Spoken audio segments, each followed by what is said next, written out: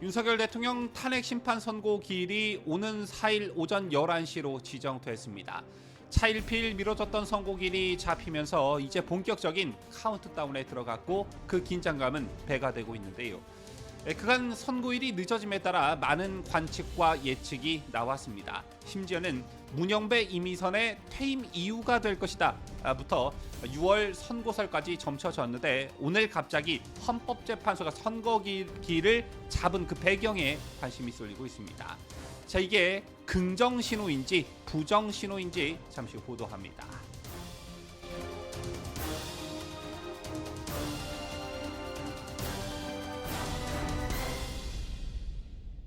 시청자 여러분 안녕하십니까? 뉴스데일리 베스트 민앵커입니다. 조금 전 속보로 전해졌습니다만 헌법재판소는 공문을 통해 윤 대통령 탄핵 선고 기일이 4일 오전 11시로 지정되었음을 알려드린다라고 통지했습니다. 오늘이 4월 1일 화요일이니 3일 전에 통지를 한 것인데 뭔가 급박하게 선고일을 잡은 감이 없지 않지요. 어쨌든 헌법재판소가 오늘 윤석열 대통령 탄핵 심판 선고일을 오는 4일로 지정하면서 탄핵 소추안 접수 111일 만에 사건을 매듭짓게 됐습니다. 일각에서는 4월 4일이라는 숫자가 행운의 숫자 아니겠느냐, 자 이게 4대4 기각을 뜻하는 것 아니겠냐, 이런 희망 섞인 위트 있는 그런 목소리들도 나오고 있는 상황인데요. 그렇다면 빨리 선고일을 잡으라는 여야 정치권의 압박 속에서 헌법재판소가 오늘 선고일을 잡은 것이 어떤 점을 시사하고 있을까? 이게 정말 궁금해집니다. 어젯밤에 제가 정보 보고를 한 가지 받은 게 있는데 그것에 따르면 어제 저녁 7시쯤 민주당 정청래가 지도부에 4일에 선고가 나올 것 같다 이렇게 보고를 했고, 민주당 당직자들이 비상이 걸렸으면 물론 4대4 불가피론 보고에 이재명이 경로했다 이런 정보 보고가 있었습니다. 자, 이런 찌라시가 생성이 되려면 이 정보 보고가 맞다면 그 출처가 민주당 내부일 텐데요. 현재로서는 누구도 장담할 수 없는 그런 부분이지만 일단 팩트는 마은혁을 헌법재판소에 투입시켜 전세를 뒤집어 보려는 민주당의 계획이 수포로 돌아갔다는 것입니다. 아시다시피 지난주 후반부터 민주당의 집중 공세가 시작이 됐지요. 한덕수 권한대행의 재탄핵까지 언급하면서 마은혁 임명을 공개적으로 압박했고, 입법 차원에서도 헌법재판관을 임명하지 않으면 징역형에 처한다라던가 헌법재판소 재판관의 자동 임기 연장을 한다라던가 줄탄핵을 거론한다던가 누가 봐도 무리수인 그런 행동들이 연이어 있었습니다. 이런 민주당의 모습을 보면서 민주당 스스로 현재 헌법재판소의 분위기가 자기들에게 유리한 방향으로 가지 않고 있음을 자인하고 있는 게 아니냐, 심지어는 윤 대통령 탄핵 심판이 기각될 것이라는 헌법재판소 내부의 정보를 누군가로부터 전달받은 게 아니냐, 이런 의심을 사기 충분했죠. 그게 아니라면 저렇게까지 할 필요가 없는데 뭔가 좀 이상하다 이런 말들이 돌기 시작했습니다. 자, 그런데 결국 이게 민주당에게 부메랑이 돼서 돌아간 것일까요? 이것도 역시 어제 오늘 돌았던 정보 보고의 일부인데요. 그런데 상당히 신빙성이 있습니다. 자, 오늘 헌법재판소가 갑작스럽게 4일 선고를 발표한 배경에는 김복형 재판관의 강력한 주장이 있었다는 소문이 돌고 있습니다. 그 배경엔 박찬대가 있다는 것인데요.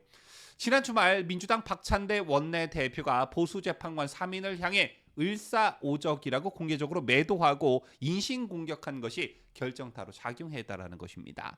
아시다시피 김복형 재판관은 재산이 8억에 불과하고 헌법재판관은 물론 고위법관 중에서도 가장 청렴하고 원칙적으로 살아온 것으로 정평이 나 있는 인물이지요. 자, 그런 청렴하고 원칙을 추구하는 삶을 살아온 재판관이 정치 몰입애들에게 을사오적이라는 말을 들었으니 이걸 버틸 수 있었겠냐라는 관측입니다. 또한 이것의 연장선에서 4대4 기각설이 설득력 있게 도는 배경적 요소가 한 가지가 더 있는데요.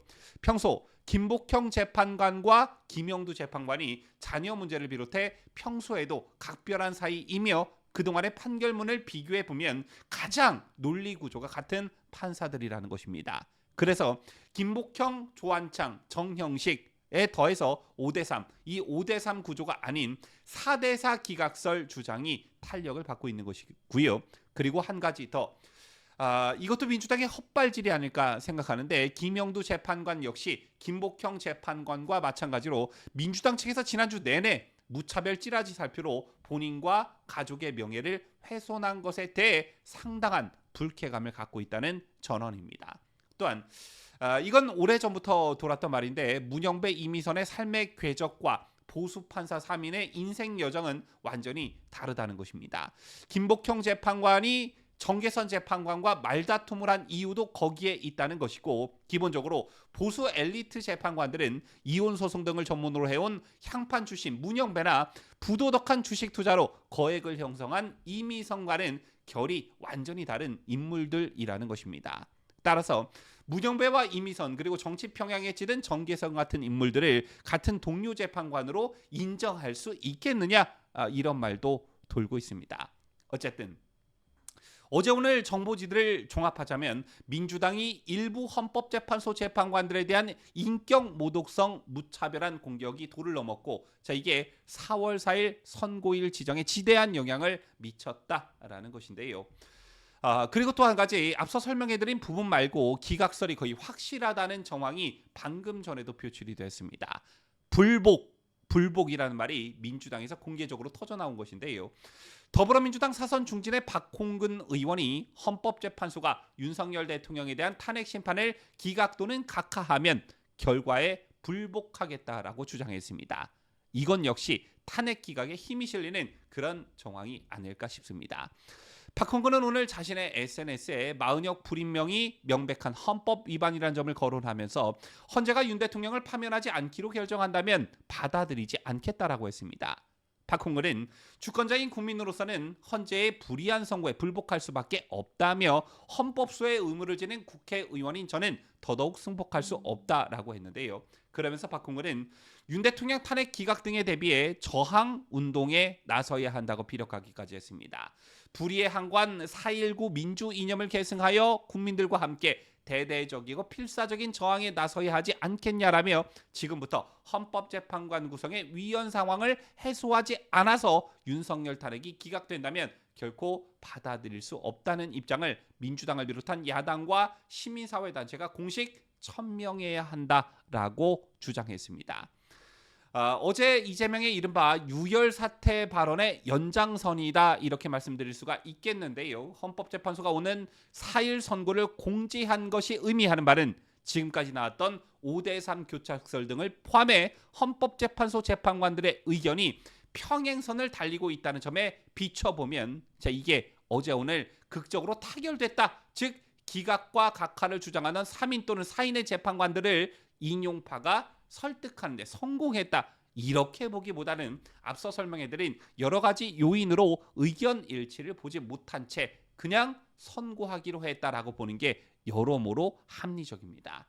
더군다나 선고일을 차일피일 미루는 과정에서 헌법재판소의 책임론이 강력히 대두되던 그런 상황이었기 때문에 선고일 지정 권한을 가지고 있는 문영배로서도 어쩔 도리가 없는 그런 상황이었겠죠.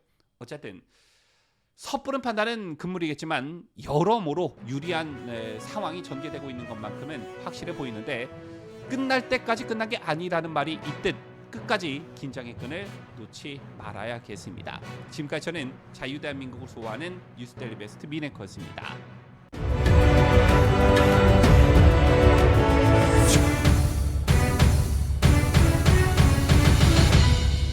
함께해요. 뉴스데일리 베스트